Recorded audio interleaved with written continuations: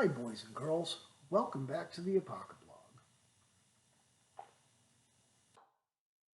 Day 1442, I think, of realizing that the past few Apocablogs, maybe in the past few weeks, the Apoca staff has been hostile, angry, aggressive. So we're going to make an effort to try and lighten things up a little bit and look for the silver linings. Thankfully, they're out there. They exist. So let's dig in. New York City sheriffs break up underground swingers sex club in Queens. Underground sex party was broken up overnight, violating pandemic gathering restrictions. When the sheriff deputies arrived, they found three couples having sex in a small room. Others gathered across the venue, unlawfully drinking alcohol. Were they underage? Were they driving? And socializing. Socializing. Oh, arrest them.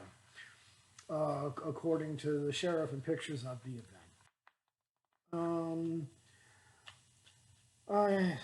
So yeah, a woman claims she just wanted to take part. I just wanted to dance and see and hear the DJ play music. There were no other options. There's nowhere else to go but a sex club. Sounds reasonable to me. But yeah, so you know what? Good for them. These people are saying, "Fuck you, man.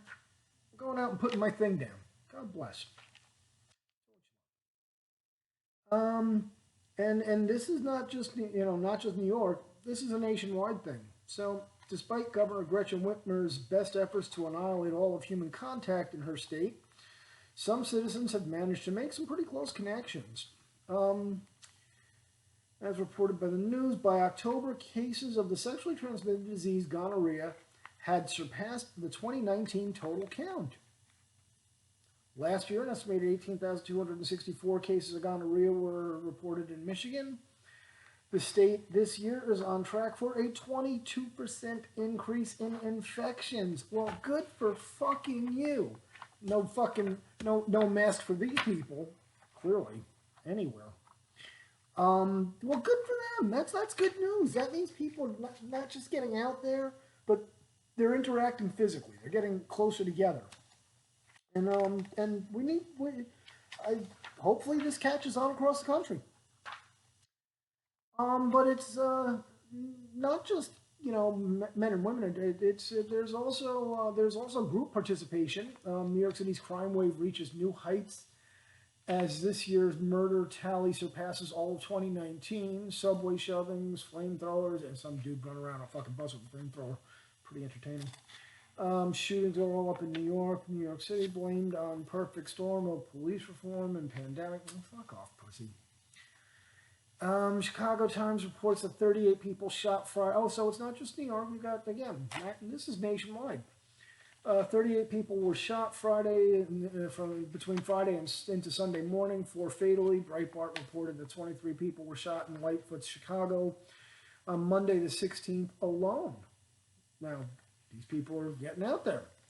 Over 20 shot, 1 fatally over the weekend of the 13th to 15th. Okay, we could break this down on these hijinks and antics all weekend by weekend, but we'll just add them to the 3,300 people that have been shot in Chicago to date, with 503 fatalities. So, well, look, the good news here is numbers can't go up like this unless people are going out and getting involved and participating. So I just don't see the downside. And by the way, oh yeah, and again, this is a nationwide thing. Since June, shootings and murders have surged across many of the country's major cities: Minneapolis, New York, Philadelphia, Nashville, Chicago, Milwaukee, Indianapolis, Cincinnati, and New Orleans have all seen murders jump over 20% this year. Well, the numbers speak for themselves. The people are tired of this lockdown pandemic bullshit, and they're going out there and they're making their voices heard. They're getting out there and they're interacting with each other, and I say we find ways to encourage it, because all these cities have one thing in common: they're all run by Democrats. So, pretty good news that all the Democrats that went out and got them elected are shooting each other. Need more of that. Keep going, guys. Let me know if you need some ammo. We'll set up a GoFundMe or something. Violent crime surge in New York City hitting the subways. We all know crime is surging in the city, in the subways in particular. On Thursday, a 40-year-old woman was shoved onto the subway tracks in Manhattan's Union Square. Now, this is what I'm talking about. These people aren't just out socially, out in the world together, out in the subway platform. But they're not social distancing. They're out there and they're physically making contact. And we need more of that because I think we're losing some of our humanity in this lockdown. Hours earlier on Wednesday night, a man was shoved onto the tracks at 42nd Street Bryant Park Station by a panhandler. Robin, he's ripping them off. After refusing to give money, again, we're getting that physical contact that we need, and it's a good thing. What else have we got going on here? Number of shootings has doubled since in the city since last year. Number of people shot went from 828 in 2019 to 1667 up to November 15th. There were 295 murders in all 2019. So far, we've got 405, and the year ain't over, kids. There's more hijinks are coming. 70-year-old woman was hit in the face by a stray bullet Tuesday afternoon while riding a bus in Brooklyn. Now, does that really count? I mean, that's. I mean, I guess they're both outside, and they're out living their lives, and I mean, it's a long distance outreach, but I think it counts. Earlier this month, 64 woman was grabbed and robbed at knife point in Queens. The assailant held a knife to her throat.